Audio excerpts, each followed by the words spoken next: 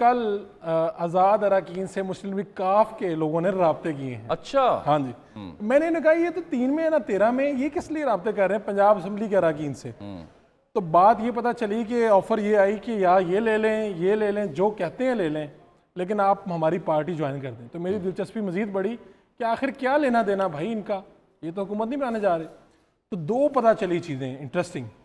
एक ये पता चली कि पंजाब असम्बली की स्पीकरशिप पे नज़र आ गई है मुस्लिम लीग काफ की, चौधरी ख़ानदान की स्पीकरशिप पे चूँकि खबर रहती है नज़र। तो इस मरतबा जो नया दूसरा ख़ानदान असम्बली में पहुँच रहा है उसकी है कि हमने भी वही लेना जो पहले वो लिया करते थे। एक बात तो ये। ठीक ठीक। दूसरी उससे भी ज़्यादा दिलचस्प है, जो अगर मैं थोड़ा सा डीप गया तो पता चला कि इस वक्त 8 अरकान है गालिबन मुस्लिम लीग काफ के पंजाब असम्बली में। तो अगर 3 और मिल जाएं तो सेनेट की एक नशिस्त भी मिल जाती है। जी जी, जो कोटा है जी, वो 3 और मिलके कोटा पूरा हो जाता है। कोटा पूरा हो जाता है। एक सेनेटर आप मुंतखब करवा लें, मुंतखब कर लेते हैं, तो वो उस शख्स को जो हार गया है। हाँ, वो अभी से इसके ऊपर वर्किंग कर रहे हैं। कल से उन्होंने कहा जैसे तैसे करके ये मैनेज कर लें। अच्छा, ये तो तो अपना लइए ना, बड़ा साहब ये बाकी नौ सियाने निकले, बहुत सियाने निकले। उन्होंने कहा हमारा बेशक छोटा शहर है, इस 2-3 लोगों को साथ मिलाने से एक तो हम स्पीकरशिप कर लें किसी तरह से सिक्योर, और दूसरी तरफ ये है कि हम सेनेट की भी अपनी सीट पक्की कर लें। अभी से तैयारी शुरू। जबरदस्त, बहुत आपने ये तो खबर हो गई। उससे अगली दिलचस्प खबर ये है कि पाकिस्तान मुस्लिम लीग नून के वसीम कादर साहब हुआ करते थे, लाहौर से उन्होंने रोहेल असगर साहब को शिकस्त दी। और मामला एक हुआ था बड़ा गंभीर, अगर आपको याद हो, हमजा शहबाज साहब के साथ मसला हुआ था इनका। ये मुस्लिम लीग नून में हुआ करते थे, लाहौर के डिप्टी मेयर का इलेक्शन भी लड़ा, MP का भी इलेक्शन लड़ा, 1-2 लोगों को इंट्रोड्यूस भी करवाया, पक्के मुस्लिम लीगी, लेकिन फिर चले गए पाकिस्तान तहरीक इंसाफ में। आज उसकी तस्दीक हो गई है। कल मुझे मुस्लिम लीगी हलकों से ये पता चला था कि वसीम साहब ने रब्ता कर लिया, खुद ही रब्ता कर लिया, सानू करने की ज़रूरत ही नहीं पई। तो मैंने रजी दादा को कहा था कि यार नून लीग वाले बड़े ढीले जा रहे हैं, रब्ते नहीं कर रहे।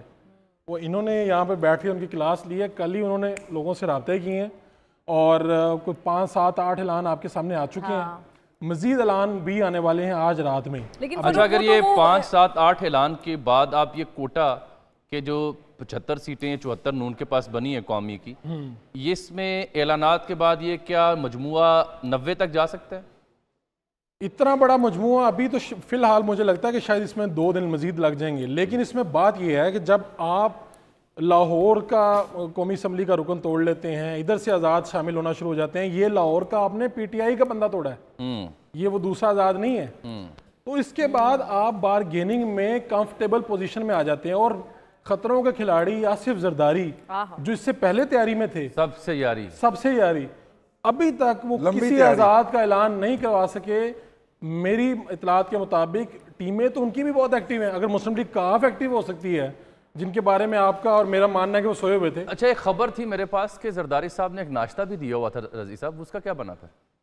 मेरे इल्म में नहीं, वो फिर नहीं हो सका, वो नाश्ता अकेले ही करना पड़ा। उसकी वजह बन गई जैसे आखिर में शामियाने लगे थे और वो भी अकेले ही खाना बना। मैं रजी साहब के पास ही आ रहा हूँ। मैं वो नाश्ते की कहानी इसलिए सुना रहा था कि वो नाश्ता फिर इसलिए नहीं हो सका कि ऐन उसी रात उन्हें फिर यहाँ आना पड़ा और ऐन उसी रात मोहसिन नकवी साहब के घर पे उनकी फिर मुलाकात हुई। नाश्ता प्रोग्राम थोड़ा अच्छा, उसमें ना यार इस उम्र में जरदारी साहब को इलेक्शन वाले दिन आपने शाम से पहले नवाब शाह से उठाया, वो इस्लामाबाद गए, इस्लामाबाद से फिर लाहौर आए, फिर लाहौर से वापस पिंडी गए, पिंडी से फिर मीडिया के मुताबिक, मैं मीडिया पे चल रहा हूँ, पिंडी से फिर जाती उमरा गए, इसमें हकीकत जाती उमरा से फिर इस्लामाबाद गए, इस्लामाबाद से फिर लाहौर आए। यार बूढ़े आदमी हैं आप, उनको इतना चला रहे हैं यार। वो कौन सा पैदल चल के आ रहे हैं और स्पीडें हैं उनकी। ये बिल्कुल ठीक कह रही है, खबर भी फरवा बिल्कुल ठीक कह रही है सर जी। खुसूसी त्यारा उड़ता है, 30-35 मिनट लगते हैं लाहौर से इस्लामाबाद, स्क्वाड खड़ा होता है, रूट लगा होता है। इनके तजिए से पहले खबर ले लें, बाद में मजा नहीं आना मुझे। खबर इनकी खबर से पहले ना मैं तजिया करना चाहूँगा। वो ये है कि इन्होंने उस दिन यहाँ पे बैठ के खबर ब्रेक की कि जनाब अभी तक आज़ाद कह रहे हैं कि साढ़े नाल तो किसी ने राब्ता ही नहीं किया, बल्कि इन्होंने जिन लोगों से बात की उन्होंने ये कहा कि हाँ हमारी बात भी करवाएं यार, उनसे कोई पैकेज वैकेज अच्छा सा डील करवा दें। तो इन्होंने ये बात ऑन एयर कही, मैंने ट्वीट कर दी, तो सारे राब्ते उसके बाद शुरू हुए हैं। आखिर में इन्हें भी फोन आ गया कि भाई नो केड़े संजी नाल तुसीं राब्ता कीता। फिर आप इससे अंदाजा लगाएं नून लीग की मैनेजमेंट क्या क्या हाल है। हाँ, वो तो एक्सपोज हो गई नून लीग की तंजीम और तंजीम साजी भी इलेक्शंस में। तंजीम साजी